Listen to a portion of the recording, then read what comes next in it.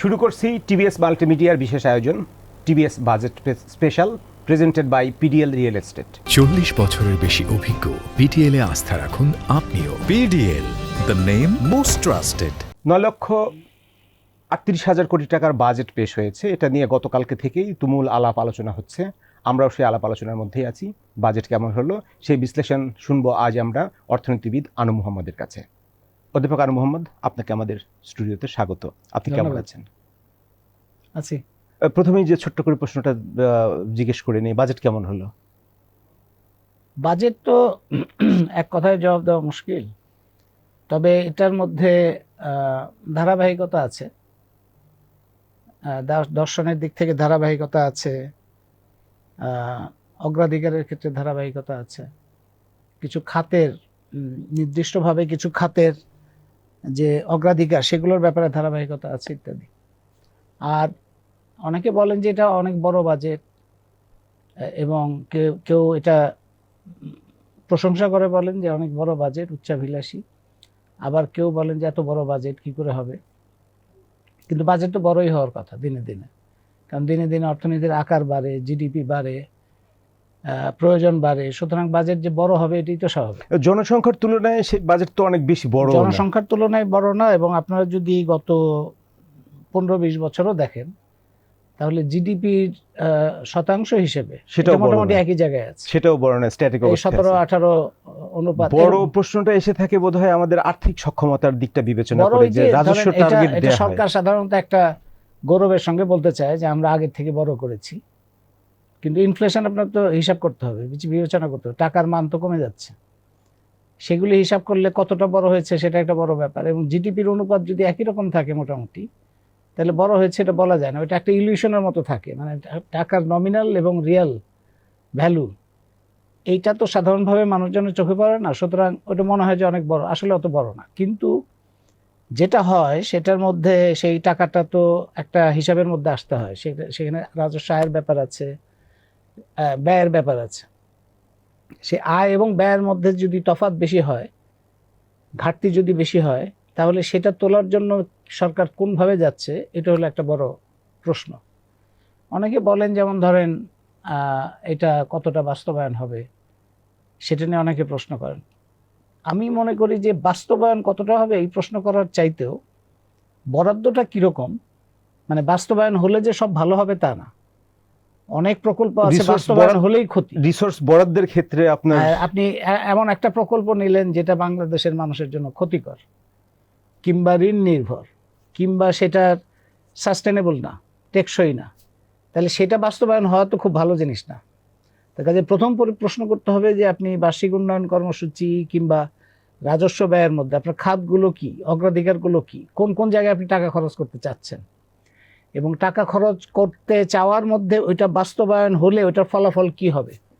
অর্থনীতিবিদদের মধ্যে একটা সমস্যা থাকে যে তাদের মধ্যে বেশিরভাগ সময় ওই পরিসংখ্যানের মধ্যে আটকে যাওয়ার একটা সমস্যা থাকে। মানে পরিসংখ্যান দেখে মনে, যেমন ধরেন বিনিয়োগ বেশি হলো তারা খুশি, বিনিয়োগ কম হলে তারা দুঃখিত। কিন্তু বিনিয়োগ মানে যে খুব ভালো হবে তা না। কোন খাতে বিনিয়োগ হচ্ছে, মানে গুণগত দিকটাও গুরুত্বপূর্ণ, শুধু পরিমাণগত না।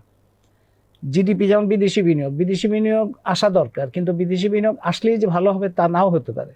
এমন কোন খাতে আসতে পারে যে খাতটা আমাদের জনস্বাস্থ্যের জন্য ভালো, আমাদের নীতি নৈতিকতার জন্য খারাপ, জনস্বার্থের জন্য। হ্যাঁ, সেই জন্য গুণগত দিকটা গুরুত্বপূর্ণ। আমি মনে করি যে অর্থনীতিবিদদের সাধারণভাবে এই দিকটাতে মনোযোগ কম, এই দিকটাতে মনোযোগ বাড়ানো উচিত। আপনি দর্শনের কথা বলছিলেন, আপনি দীর্ঘদিন ধরে শিক্ষকতাও করেছেন, ছাত্র পড়িয়েছেন। আমার মতো অনেক হাজার হাজার ছাত্র আপনার ক্লাসরুম থেকে বের হয়ে এসেছে।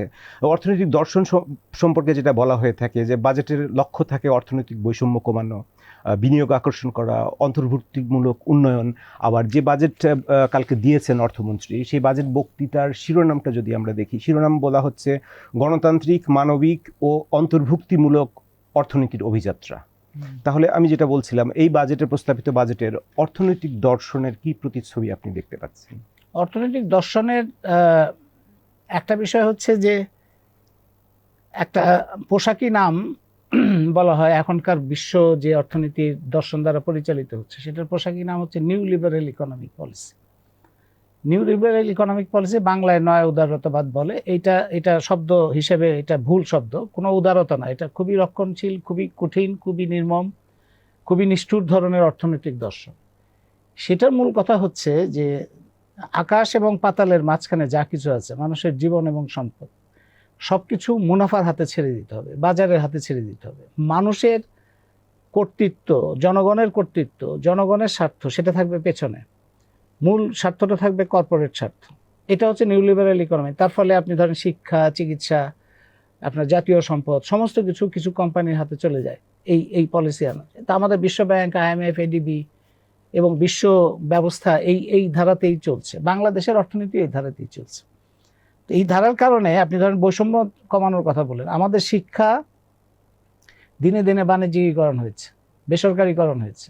চিকিৎসা দিনে দিনে বাণিজ্যিকীকরণ, বেসরকারীকরণ হয়েছে। জব ক্রিয়েশন, আপনার এটা যে গ্রোথটা আমরা দেখেছি গত 2 দশকে, বেশ ভালো গ্রোথ, দেখতে ভালো লাগে, কিন্তু কর্মসংস্থান সৃষ্টি হয়নি। কিন্তু সেখান থেকে একটা সম্মানজনক কর্মসংস্থান সেটা হওয়ার মতো জায়গা নাই। তার ফলে এটাকে বলে জবলেস গ্রোথ হচ্ছে। এবং শুধুমাত্র জবলেস না, গ্রোথটা এমন ছিল এবং এখনো ওই ধারাতেই চলছে যে গ্রোথের সময় এনভায়রনমেন্টাল ডিস্ট্রাকশনের লেভেলটা অনেক হাই। আপনি নদী, নালা, খাল, বিল সমস্ত কিছু বাংলাদেশে যত আছে গ্রামে গঞ্জে গেলেও এই পিকচার দেখা যায়। অর্থনীতি আপনি ধরেন জিডিপি বাড়াবো আমি, এটাই যদি দর্শনের মূল কথা, এই যে নিউ লিবারেল ইকোনমিক পলিসি, সেটাই জিডিপি বাড়াবো। কিসের বিনিময়ে বাড়ছে জিডিপি? আপনি নদী, নালা, খাল, বিল ভরাট করে ঢাকা শহরের চারিদিকে তো হাই রাইজ বিল্ডিং দেখলে তো একটা সাংঘাতিকভাবে ইমপ্রেসিভ হাই রাইজ বিল্ডিং একের পর এক। আমার কাছে মনে হয় আমরা শরণার্থী শিবিরে আছি, রিফিউজি ক্যাম্পে একটা আছি। ব্যাপক উন্নয়ন এবং প্রবাসী অনেকে এসে মুগ্ধ হয়ে তাকিয়ে থাকেন, কিন্তু ওই হাই রাইজ বিল্ডিং গুলোর নিচে চাপা পড়েছে আমাদের জলাভূমি, আমাদের নদী, আমাদের খাল, আমাদের বন জঙ্গল। এবং এর ফলে মানুষের যে স্বাস্থ্যগত শুধু না, তার সামগ্রিক নিরাপত্তার জায়গাটাই ভয়ঙ্কর রকম বিপদের মধ্যে আছে। সুতরাং জিডিপিকে একমাত্র কেন্দ্র করে, যেমন এই অর্থমন্ত্রীও বললেন আমরা $1 ট্রিলিয়ন অর্থনীতি করব, এটা তো শেখ হাসিনারও এটা কথা ছিল। এই $1 ট্রিলিয়ন অর্থনীতি, এগুলি হচ্ছে মানুষকে খুব মূল জিনিসটার দিক থেকে চোখটা অন্যদিকে সরিয়ে নেয়। যে $1 ট্রিলিয়ন অর্থনীতি হইলে আমরা তো $500 বিলিয়ন অলরেডি হয়ে গেছে। এটা বাজেটের আগের দিনের যেটা বিবিএস এর ডেটা বললো $500 বিলিয়ন হয়ে গেছে প্রথমবারের মতো। আবার মাথাপিছু আয়ও বেড়ে গেছে, মাথাপিছু $3,000 মতো হয়েছে। তাহলে $500 ট্রিলিয়ন, এটা যদি এটা এই সরকার বলছে $500 ট্রিলিয়ন, এবং সেই হিসাবটা এই যে জিডিপির যেভাবে হিসাব করা হয়েছে গত 1.5 দশকে, সেটা নিয়ে কিন্তু অনেক প্রশ্ন আছে যে হিসাবটা যথাযথ কিনা। এখনো কি সেই ভিত্তিতেই করা হয়? ভিত্তিটা তো পরিবর্তন হয়নি কোনো। মানে সরকারের প্রথম কাজ হওয়া উচিত ছিল যে সামগ্রিক যা কিছু হয়েছে, উন্নয়ন প্রকল্প বলেন, উন্নয়ন পরিকল্পনা, বরাদ্দ এবং পরিসংখ্যানের যে সিস্টেম, সমস্ত কিছুর একটা বড় ধরনের পর্যালোচনা করা। এবং এই বাজেটে অস্থায়ীভাবে কিছু উদ্যোগ নিয়ে এই কাজগুলো করলে আমরা বুঝতে পারতাম যে কিছু পরিবর্তনের জায়গাটা তৈরি হচ্ছে। আরেকটা জায়গা আমি বলি, অনেক বছর কেউ বলেন, সেটা হচ্ছে অর্থ বছর পরিবর্তন করা। অর্থ বছর আমাদের এখানে জুলাই থেকে জুন, এবং এটা পৃথিবীতে এখন 4-5টা দেশের মধ্যে আছে। পাকিস্তান থেকে শুরু হয়েছিল, ব্রিটিশ আমলে শুরু হয়েছিল, পাকিস্তানে এখন পর্যন্ত আছে, বাংলাদেশে এখন পর্যন্ত আছে, আর অস্ট্রেলিয়া মনে হয় আছে। বেশিরভাগ দেশ তাদের অবস্থা অনুযায়ী তারা পরিবর্তন করে। আমি এটা বহুবার বলেছি যে এটা হয় বাংলাদেশের জন্য এটা কি অসুবিধা হয় যে এমন সময় অর্থবছর শুরু হয় যখন আপনার বর্ষাকাল শুরু হচ্ছে, কিংবা এমন সময় অর্থবছর শেষ হয় যখন একটা হুলস্থুল খরচ করতে হবে। আপনারা ইমপ্লিমেন্টেশনের কথা যেটা শোনেন, বাজেট দেওয়া হচ্ছে, খরচ হয় নাই, ইমপ্লিমেন্টেশন হয়েছে ধরেন 60-70% মে মাস পর্যন্ত। জুন মাসে আপনি হুলস্থুল দেখবেন একটা বিভিন্ন প্রতিষ্ঠানে, ভুয়া ভাউচার, এই সেই খরচ দেখানো এইটা। এবং সেই সময় থাকে বর্ষাকাল, বৃষ্টি হচ্ছে, এই কনস্ট্রাকশনে যে সমস্ত কাজ হয় সেখানে অনিয়ম এবং দুর্নীতির ভালো একটা সুযোগ তৈরি হয়। সেই জন্য বাংলাদেশের জন্য ভালো হতো জানুয়ারি ডিসেম্বর, অথবা বাংলা বছরই যেটা আছে এপ্রিল থেকে মার্চ, বৈশাখ থেকে চৈত্র, এটাও আমাদের জন্য ঠিক হতো। কিন্তু ওদিকে এই সমস্ত বিষয়ে এই যে পরিবর্তনগুলো করা, এটা আমার মনে হয় যে যারা এটার বেনিফিশিয়ারি তারা এটা রেজিস্ট করে। আমরা অর্থনৈতিক দর্শনের কথা বলছিলাম। এই প্রস্তাবিত বাজেটে স্বাস্থ্য এবং শিক্ষা খাতকে অগ্রাধিকার হিসেবে বরাদ্দ অনেক বেশি দেওয়া হয়েছে। কোন সরকার যে অগ্রাধিকার দেয় নাই সেটি আমার প্রশ্ন, কারণ প্রত্যেক বছরই প্রত্যেক সরকারের সময় আমরা দেখি যে অগ্রাধিকার দেওয়া হয়েছে। এই সরকারও শিক্ষা খাতে বাড়িয়েছে, কিন্তু একটা কাজ আগে সরকারগুলোও করতো, কোনো সময় দেখবেন আপনি শিক্ষার সাথে ধর্ম যোগ করা, কোনো সময় দেখবেন শিক্ষার সাথে প্রযুক্তি যোগ করা। শেখ হাসিনার সময় শিক্ষার সাথে প্রযুক্তি যোগ করে রূপপুর পারমাণবিক বিদ্যুৎ কেন্দ্রের খরচটা শিক্ষার মধ্যে দেখানো হয়। এটা তো অপরাধ একটা। আপনি শিক্ষা খাতকে তো শিক্ষা খাত হিসেবেই দেখাইতে হবে, প্রযুক্তি খাত এর মধ্যে আসবে না। তো যাই হোক, একটু বাড়ানো হয়েছে এবং একটা প্রতিশ্রুতি সরকার দিয়েছে যে তারা দিনে দিনে শতকরা 5 ভাগে নিয়ে যাবে জিডিপির। এটা এই কমিটমেন্টটা গুরুত্বপূর্ণ, কারণ জিডিপির 5% এটা হলো আন্তর্জাতিকভাবে স্বীকৃত এবং বাংলাদেশ হচ্ছে বিশ্বের মধ্যে সবচেয়ে কম বরাদ্দ।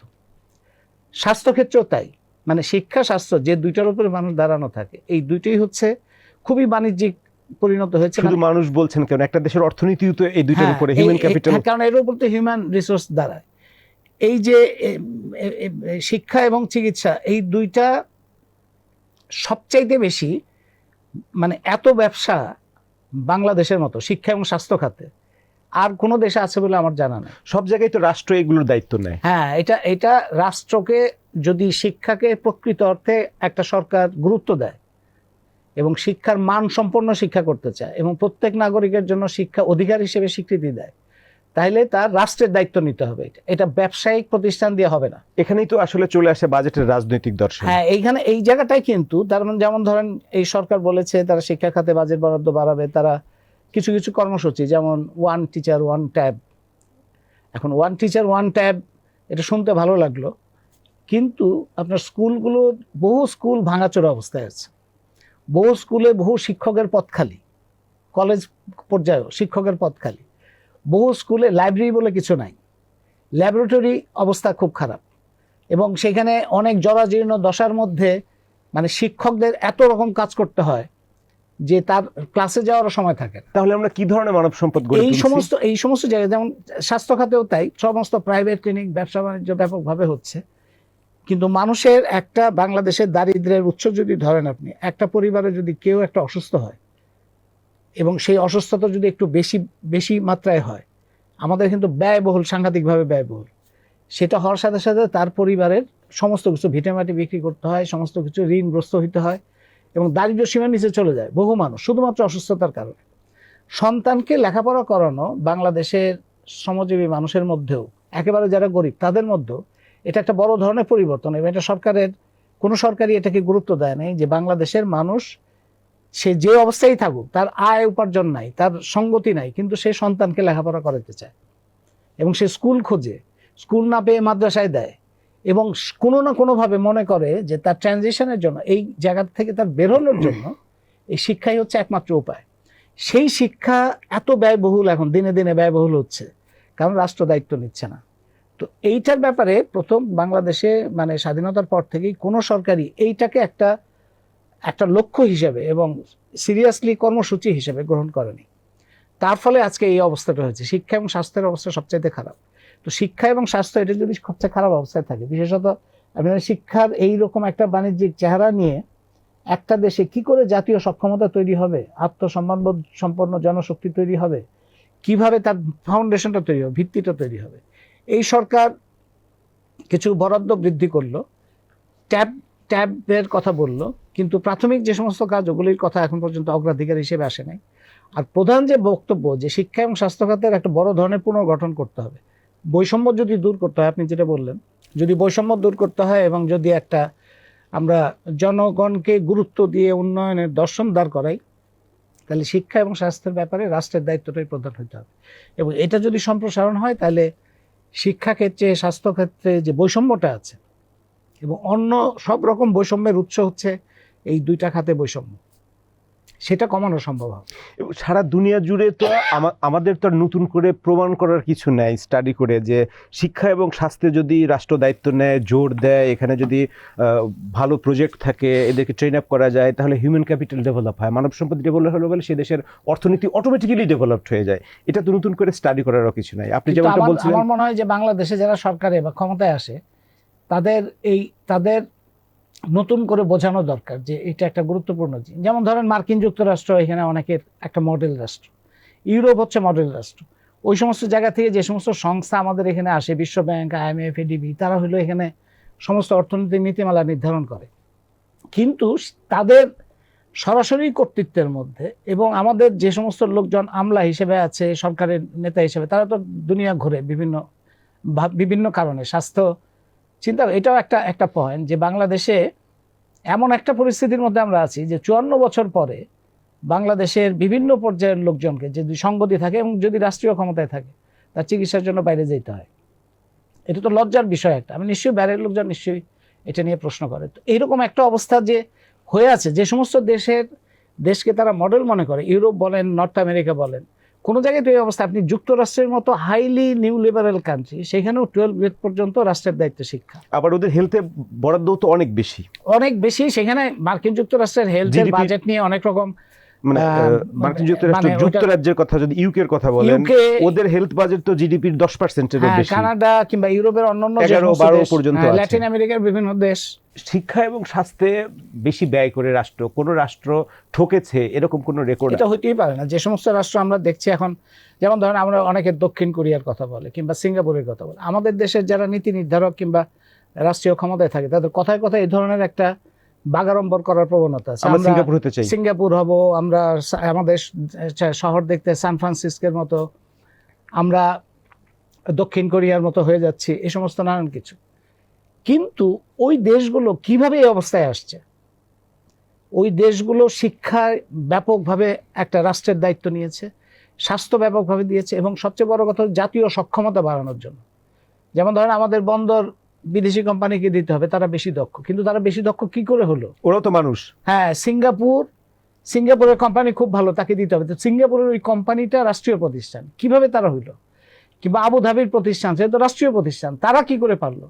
আবুধাবির মতো একটা দেশ কিংবা সিঙ্গাপুরের মতো এত ছোট্ট একটা দেশ, তারা যদি জাতীয় সক্ষমতা করে আন্তর্জাতিকভাবে ছড়াইতে পারে, তো বাংলাদেশে ওই জায়গাটা দেখতে অসুবিধাটা কি? এটা হচ্ছে সমস্যা। এবং এইটা কি করে, এখানে রিসোর্স ডিস্ট্রিবিউশনের রাজনীতির কোনো খেলা আছে কিনা? এটার মধ্যে সরাসরি কর্পোরেট বিভিন্ন ধরনের লবিস্ট গ্রুপ, বাংলাদেশে সিদ্ধান্ত গ্রহণের যে প্রক্রিয়াটা আমরা দেখে আসছি বছরের পর বছর, দশকের পর দশক, সেটা হচ্ছে সেই প্রকল্পটা গৃহীত হবে কিংবা সেই খাতে বরাদ্দটা বেশি হবে যে খাতে লবিস্ট আছে, প্রভাব আছে, যেই খাত তারা তাদের রাজনৈতিকভাবে প্রভাব বিস্তার করতে পারে। এবং আন্তর্জাতিক অর্থে আমাদের 3টা প্রতিষ্ঠান হচ্ছে স্থায়ী প্রতিষ্ঠান, সরকার যাই পরিবর্তন হোক, এই 3টা প্রতিষ্ঠান। একটা হচ্ছে সামরিক বেসামরিক আমলাতন্ত্র, আরেকটা হচ্ছে বৃহৎ কর্পোরেট যে সমস্ত গ্রুপ, আরেকটা হচ্ছে আন্তর্জাতিক বিশ্ব ব্যাংক, IMF, ADB। এই 3টা গোষ্ঠী কিন্তু আমাদের সমস্ত কিছু নির্ধারণ করে। আসলে এই 3টা ক্ষেত্রের ওপরে এটার যদি পরিবর্তন না হয়, যেমন ধরেন আমরা গণতন্ত্রের কথা বলি, গণতন্ত্র মানে তো নির্বাচন শুধু বোঝায় না। গণতন্ত্রের মৌলিক কথা হচ্ছে যে জনগণের জীবন এবং সম্পদের উপরে, সর্বোপরি নীতি নির্ধারণের উপরে তার কর্তৃত্ব আছে কিনা। এখন আমরা দেখতে পাই যে সমস্ত বড় বড় সিদ্ধান্ত হয়, চুক্তি হয়, নীতি হয়, সেই সমস্ত ক্ষেত্রে জনগণ কিছুই জানে না।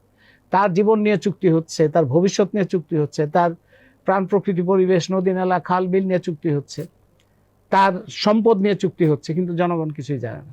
তো তাকে সম্পূর্ণভাবে বিচ্ছিন্ন রেখে শুধুমাত্র লবিস্ট এবং এই যে স্থায়ী যে সমস্ত প্রতিষ্ঠান, এই সমস্ত প্রতিষ্ঠান দ্বারা পরিচালিত হয়ে যখন সিদ্ধান্ত হয়, সেই প্রক্রিয়া যদি অব্যাহত থাকে, তাহলে আপনি বরাদ্দের ক্ষেত্রে 10 টাকা বাড়লো, 10 টাকা সেই কমলো, প্রক্রিয়া কি এখনো অব্যাহত আছে? অবশ্যই অব্যাহত আছে, সেই প্রক্রিয়া দ্বারাই চলছে। এখন এই সরকার, তাহলে আমাদের অর্থনীতি যেমন সিক বেডে আছে বলা হয়, অসুস্থ, হেলথ ভালো না, আমাদের রাজনৈতিক অর্থনীতি যেটা, সেটারও কি ওইরকম একটা প্রতিচ্ছবি? এই যে প্রক্রিয়াটা চলছে আমাদের এখন, সেই প্রক্রিয়া তো বেনিফিশিয়ারি আছে। এটা তো এরকম না যে সবাই মিলে ক্ষতিগ্রস্ত হচ্ছে, তা তো না। এটা তো বেনিফিশিয়ারি আছে। যারা বেনিফিশিয়ারি, যারা এর থেকে সুবিধা পাচ্ছে, তারা তো তারাই যদি তাদের হাতেই যদি ক্ষমতা থাকে, যারা এর থেকে সুবিধা পাচ্ছে তারাই যদি ক্ষমতাবান হয়, তাহলে তার পরিবর্তন হয় না। যেমন উদাহরণ হিসেবে বলি, কিছু কিছু ধরেন ভালো প্রতিশ্রুতি আমরা পাচ্ছি সরকারের বাজেট বক্তৃতার মধ্যে আছে, আগেও তারেক রহমানের মুখে আমরা শুনেছি। তার মধ্যে একটা হচ্ছে যে সবার আগে বাংলাদেশ। সবার আগে বাংলাদেশ মানে তো বাংলাদেশের জাতীয় স্বার্থ নিশ্চিত করতে হবে। এখন আমরা এই যে মার্কিন বিনিয়োগ চুক্তি হলো একটা, মার্কিন বিনিয়োগ চুক্তি এইটা অব্যাহত থাকলে এই যে বাজেট বরাদ্দ যেগুলি দেওয়া হয়েছে, রাজস্ব আয়, তারপরে ধরেন আমদানি, তারপরে রপ্তানি, সমস্ত ক্ষেত্র এত বেশি বিপর্যস্ত হবে, এত বেশি ক্ষতিগ্রস্ত হবে। আপনার ধরেন জিনিসপত্রের দামের উপরে তার একটা প্রভাব পড়বে, নেতিবাচক প্রভাব পড়বে। আমদানি ব্যয় বেড়ে যাবে, কিন্তু আমদানি শুল্ক কমে যাবে। কারণ মার্কিন যুক্তরাষ্ট্র থেকে আমদানি করতে হবে বেশিরভাগ শুল্কমুক্তভাবে। তারপরে যে সমস্ত পণ্য আমদানি করা হবে সেই সমস্ত পণ্য বেশি দামে আনলে কম দামে বিক্রি করতে হবে, সেখানে ভর্তুকি বাড়বে। সর্বোপরি বাংলাদেশ অন্য কোনো দেশের সাথে কি অর্থনৈতিক কি ধরনের সিদ্ধান্ত গ্রহণ করবে, আমদানি রপ্তানি সহ বাণিজ্য, এমনকি সামরিক, সেটা বিষয়ে বাংলাদেশ স্বাধীনভাবে সিদ্ধান্ত নিতে পারবে না। এরকম একটা চুক্তি স্বাক্ষরের মতো সর্বনাশটা করেছে অন্তর্বর্তী সরকার। এবং এখন সংসদে এই যে 3 মাস পার হচ্ছে, সংসদে এখন পর্যন্ত কোনো আলোচনা হয়নি, এবং যে দলগুলো সংসদে আছে তারা কেউ এই বিষয়ে কোনো কথা সবাই বলছেন জনগণের প্রতিনিধি, জনগণের দ্বারা নির্বাচিত হয়ে এসেছেন, জনকল্যাণে কাজ করবেন। তাহলে আপনি বলছেন এই চুক্তিটা আমাদের জনস্বার্থ পরিপন্থী, সম্পূর্ণ পরিপন্থী। তাহলে সেটা নিয়ে তারা কথা বলছেন না কেন? কথা বলছেন না, সেখানেই তো প্রশ্ন। এখানে রাজনীতিটা কোথায়? রাজনীতিটা হচ্ছে যে তাদের ক্ষমতায় থাকা, ক্ষমতায় আসা, একটা তো হচ্ছে মেরুদণ্ডের সমস্যা, যেটা আমি মনে করি একটা মেরুদণ্ডের সমস্যা, আত্মসম্মান বোধের সমস্যা। এবং অন্তর্বর্তী সরকার এই ভয়াবহ কাজটা করেছে নির্বাচনের জাস্ট কয়েকদিন আগে, 3 দিন আগে করেছে। এটা তাদের পক্ষে খুবই সম্ভব ছিল বলা যে আমাদের পক্ষে এটা সম্ভব না, আপনার নির্বাচিত সরকার এসে করবে। তারা যে করে নাই, তারা যে নিজেরা তাড়াহুড়া করলে এই চুক্তিটা করলো, এটার অর্থ হচ্ছে তাদের কোনো ধরনের অব্লিগেশন ছিল, তাদের কোনো দায় ছিল যে তাদের চুক্তি স্বাক্ষর করতেই হবে। প্রশ্নটা হচ্ছে সেই সময় যারা রাজনৈতিক দল ছিল তাদের সাথে তো ঐক্যমত্য কমিশনে কত রকম কথাবার্তা হচ্ছে, হাসি ঠাট্টা হচ্ছে, খাওয়া দাওয়া হচ্ছে। এই দলগুলো কিন্তু এটা নিয়ে আপত্তি করে নাই।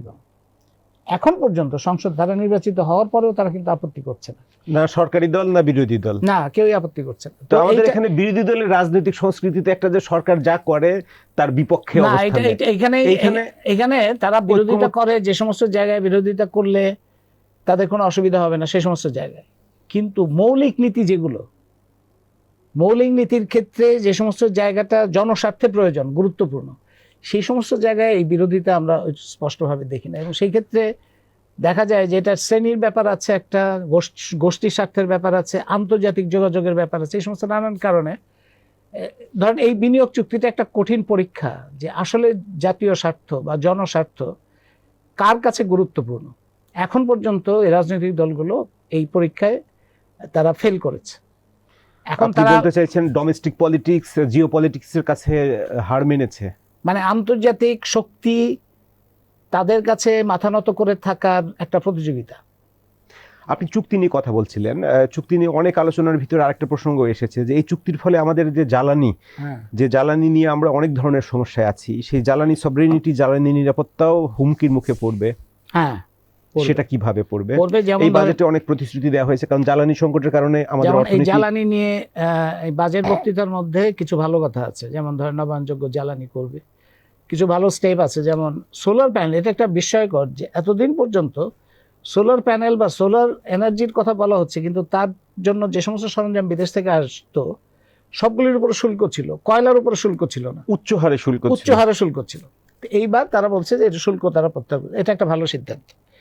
কিন্তু যে সমস্ত ফসিল ফুয়েল নির্ভর যে সমস্ত প্রকল্প, কয়লা, পারমাণবিক বিদ্যুৎ, সেগুলো শেখ হাসিনার আমলে যা যা নেওয়া হয়েছিল সেগুলো তো অব্যাহত থাকছেই, সেগুলির সাথে আরও যোগ করা হচ্ছে। তার ফলে সরকার যখন বলছে যে আমি নবায়নযোগ্য জ্বালানিতে যাব, বাস্তবে সে করছে অনবায়নযোগ্য জ্বালানি নির্ভর যে সমস্ত বিদ্যুতের পরিকল্পনা, সেই পথে অগ্রসর হচ্ছে। সুতরাং এটা একটা প্রহসনমূলক কথাবার্তা হচ্ছে। আরেকটা হচ্ছে জাতীয় সক্ষমতার উপর জোর না দিয়ে হাসিনা সরকারের সময় এটা ছিল বড় অপরাধ তাদের, যে আমদানিমুখী, বিদেশি ঋণ নির্ভর এবং বিদেশি কোম্পানি নির্ভর সমস্ত কিছু করে সেখান থেকে কমিশন ভোগী লোকজনদের আধিপত্য দাপট ছিল জ্বালানি খাতে। এখনো কিন্তু জাতীয় সক্ষমতা বাড়ানোর পরিবর্তে ওই উৎপাদন অংশীদারি চুক্তি, এলএনজি আমদানি, তারপরে এই ধরনের বিদেশি কোম্পানি, এত তাড়াতাড়ি কি সেই জায়গা থেকে বের হয়ে আসা সম্ভব? এত তাড়াতাড়ি বের হওয়া সম্ভব না, কিন্তু শুরুটা তো করা সম্ভব। মার্কিন বিনিয়োগ চুক্তিতে হ্যাঁ মার্কিন বিনিয়োগ চুক্তিতে যেটা আছে যে মার্কিন কোম্পানি খনিজ সম্পদ এবং এই বিদ্যুৎ, জ্বালানি বিদ্যুৎ খাতে তারা খুব বড় ধরনের ভূমিকা পালন করবে। আর মার্কিন যুক্তরাষ্ট্রের রাষ্ট্রদূত সেদিন বলেছেন যে আমাদের কোম্পানি হচ্ছে খুবই ভালো এবং কমপ্লায়েন্ট, এবং আমাদের এই কোম্পানি আসলে বাংলাদেশ খুব উপকৃত হবে, দক্ষ জনশক্তি বাড়বে, টেকনোলজি আসবে। তো আমাদের এখানে তো মার্কিন কোম্পানির ইতিহাস আছে, আমরা তো দেখছি এই মার্কিন কোম্পানির হাতেই কিন্তু মাগুরছড়া গ্যাস ব্লো আউট হয়েছিল, ট্যাংরাটিলে হয়েছিল, এগুলি সব মার্কিন এবং কানাডিয়ান কোম্পানি। সেই ক্ষতিপূরণ আমরা এখনো পাইনি। তারপরে এই মার্কিন কোম্পানি বাংলাদেশ থেকে গ্যাস রপ্তানি করতে চেয়েছিল ভারতে, সেটা না পেরে তারা আবার শেভরনের কাছে বিক্রি করেছে। তারা কোনো দক্ষ জনশক্তি, টেকনোলজি যে সমস্ত আমরা এখন দেখতে পাচ্ছি, এটা বাপেক্সের যে সাফল্য তার থেকে কোনো বাড়তি সাফল্য কিংবা বাড়তি টেকনোলজি তারা যোগ করেনি, বরঞ্চ বাপেক্সেরই এটা পাওয়ার কথা ছিল।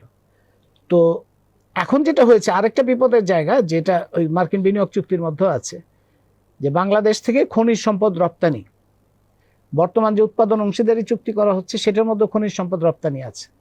আপনারা জানেন যে গ্যাস রপ্তানির বিরুদ্ধে একটা বড় আন্দোলন হয়েছিল 1998, 99, 2000, 2001, 2002, 4-5 বছর ধরে। সেই আন্দোলনের কারণে তারা গ্যাস রপ্তানি করতে পারে নাই বলে এখনো বাতি জ্বলে কিছু, এখনো কিছু শিল্প কারখানা আছে, এখনো আমরা গ্যাস নির্ভর কিছু এই যে সিএনজি টিএনজি এগুলি সব তৈরি হলোই গ্যাস রপ্তানি ঠেকানোর জন্য। সেটা কিন্তু সবসময় চেষ্টাটা তারা করছে। তাহলে এখন কি দাঁড়াচ্ছে, আমাদের জ্বালানি নিরাপত্তা কি অনিশ্চিতি থেকে যাচ্ছে? জ্বালানি নিরাপত্তার জন্য যেটা দরকার, আমরা 2017 সালে একটা অল্টারনেটিভ মাস্টার প্ল্যান দিয়েছিলাম সরকারকে। সরকার তো বিদেশি জাইকা, যেমন আমাদের জ্বালানি ভিত্তিক বিদ্যুৎ মহাপরিকল্পনার প্রধান কাজ করে জাইকা, সেখানে শতভাগ হচ্ছে বিদেশি সব লোকজন এবং জাপানি কোম্পানির লোকজনও আছে এখানে। মানে এটা অদ্ভুত কনফ্লিক্ট অফ ইন্টারেস্ট বলে যে কিছু আছে, এটা বোঝা যায় না। তো তারা এটাকে নিয়ে আসছে যে বাংলাদেশে এলএনজি আমদানি, বাংলাদেশে কয়লা ভিত্তিক, বাংলাদেশে পারমাণবিক, এগুলোর ভিত্তিতে তারা একটা জ্বালানি মহাপরিকল্পনা করেছে। আমরা অল্টারনেটিভ মাস্টার প্ল্যানে বলেছিলাম যে এই সবগুলোই বাংলাদেশের জন্য খুব বিপজ্জনক, কিন্তু বাংলাদেশের বিশাল সম্ভাবনা আছে, সক্ষমতা আছে।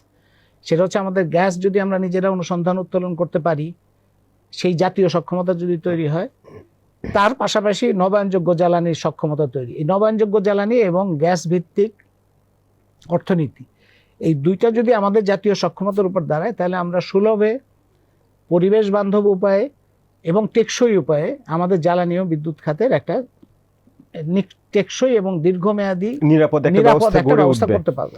সেই নিরাপদ ব্যবস্থা গড়ে না উঠলে আমরা যে অর্থনীতি স্বপ্ন দেখছি, $1 ট্রিলিয়ন অর্থনীতি স্বপ্ন দেখছি, সেটা কিভাবে সম্ভব? $1 ট্রিলিয়ন অর্থনীতি হইতে পারে, জিডিপি বাড়তে পারে। জিডিপি আপনি যদি বন শেষ করে ভবন তোলেন তাও জিডিপি বাড়ে, কিন্তু জিডিপি বাড়লে যে সেটা জনগণের জীবন নিরাপদ হচ্ছে, তার শিক্ষা স্বাস্থ্য নিশ্চিত হচ্ছে, তার চলাফেরা একটা নিরাপত্তা তৈরি হচ্ছে, তার জব ক্রিয়েশন হচ্ছে, সেটা কিন্তু নিশ্চিতভাবে বলা যায় না। আমরা শেষ দিকে চলে আসছি আলোচনায়। আপনার কাছে আমি শেষ জানতে চাইব, প্রস্তাবিত বাজেটে বিভিন্ন রকমের মেজার আসছে। এখানে আপনার আলট্রাপ্রোর যারা আছে তাদের জন্য সোশ্যাল সেফটি নেট আছে, এবং আর নতুন করে সোশ্যাল সেফটি নেটের প্রোগ্রামও ইন্ট্রোডিউস করা হয়েছে, ফ্যামিলি কার্ডস, ফার্মার কার্ডস, এরকম আছে। এই বাজেট জনজীবনে এখন যে উচ্চ মূল্যস্ফীতির কারণে একটা নাভিশ্বাস অবস্থা তৈরি হয়ে আছে গত 4 বছর ধরে, এত লম্বা সময় কখনো জনগণ এরকম অবস্থা দেখে নাই, সেইটা থেকে কতটুকু স্বস্তি আসতে পারে? এই যে ফ্যামিলি কার্ড এবং অন্যান্য এগুলির পেছনে তো এগুলি ধরেন একটা সিম্বলিক ভ্যালু আছে, যে সরকার স্বীকৃতি দিচ্ছে যে হ্যাঁ তাদেরকে একটা সাপোর্ট দেওয়া উচিত, সোশ্যাল সিকিউরিটিটা এক্সপ্যান্ড করা উচিত। এবং ভারতের ব্যাপকভাবে এটা আমরা গত প্রায় 1.5 দশক ধরে আমরা দেখতে বিভিন্ন স্টেটে খুবই সফলভাবে তারা চালাচ্ছে। তো বাংলাদেশে এটা ধরেন পরিমাণ যদি চিন্তা করি কিংবা যত মানুষের মধ্যে যাবে সেটা যদি চিন্তা করি, এটা মানে অর্থনীতিতে মূল্যস্ফীতি কিংবা তাদের কর্মহীনতা, বেকারত্ব এবং তাদের আর্থিক যে যারা কাজ করে তাদেরও আর্থিক আয়ের যে ধরন, সেটার মধ্যে খুব বেশি প্রভাব বিস্তার করতে পারবে বলে আমার মনে হয় না।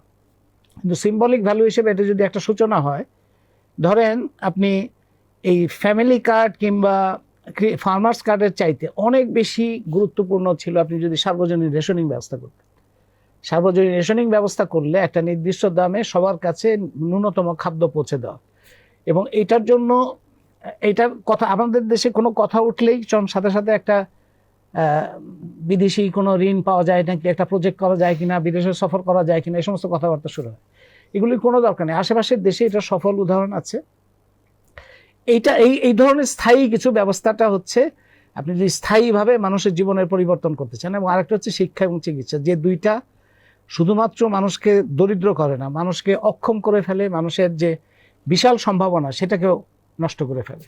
তো শিক্ষা, স্বাস্থ্যর পাশাপাশি খাদ্য এবং পানি, এই সমস্ত ব্যাপারে এই যে সার্বজনীন রেশনিং সিস্টেম, এগুলি ছিল গুরুত্বপূর্ণ। যেটা আপনি তুলে ধরছেন, এই সরকারেরও দর্শন বা বলা হচ্ছে যে সোশ্যাল ওয়েলফেয়ার স্টেট গঠন করা।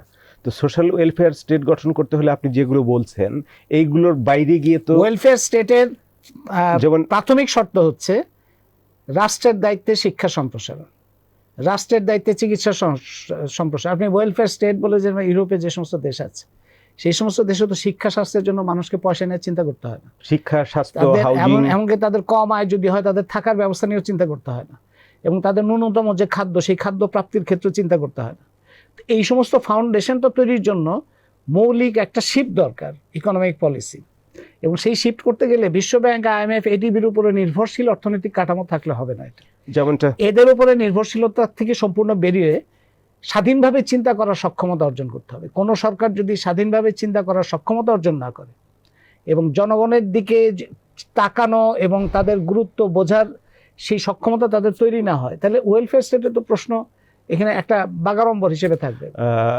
আধুনিক ওয়েলফেয়ার স্টেটের জনক বলা হয় উইলিয়াম বেব্রিজকে, ইকোনমিস্ট উইলিয়াম বেব্রিজ, যেটা সেকেন্ড ওয়ার্ল্ড ওয়ারের সময় আপনার যে কমিশন রিপোর্ট দিয়েছিল সেটার উপর ভিত্তি করে আপনার ইউকে আস্তে আস্তে আস্তে আস্তে ওয়েলফেয়ার স্টেটের দিকে গেল। সেখানে আপনি যে প্রসঙ্গগুলো বলছিলেন, সেখানে উনি বলেছিলেন যে সমাজে 5 জায়ান্ট এভিলস আছে, সেই এভিলসকে কিল করতে হবে, দমন করতে হবে। যেটা আপনি বলছেন, যেটা হলো শিক্ষার অভাব, স্বাস্থ্যহীনতা, বাসস্থানের অভাব, নোংরা পরিবেশে বসবাস, এরকম 5টা এভিল ছিল। এবং সেটার উপর ভিত্তি করেই ইউকে পরিবর্তিত হয়ে গেছে এবং বলা হয়ে থাকে উনি আধুনিক কল্যাণকর রাষ্ট্রের জনক। ইন্টারেস্টিং হলো উইলিয়াম বেব্রিজের জন্ম হচ্ছে আমাদের রংপুরে। ওনার বাবা ছিলেন তখন ব্রিটিশ অফিসার, জুডিশিয়ারিতে চাকরি করতেন। ধন্যবাদ আনু মোহাম্মদ আমাদের আলোচনায় অংশ নেওয়ার জন্য এবং আমাদের সময় দেওয়ার জন্য। আশা করি আপনার সাথে আরো কথা হবে ভবিষ্যতে। আপনি ভালো থাকবেন। শেষ করছি TVS budget special, presented by PDL real estate.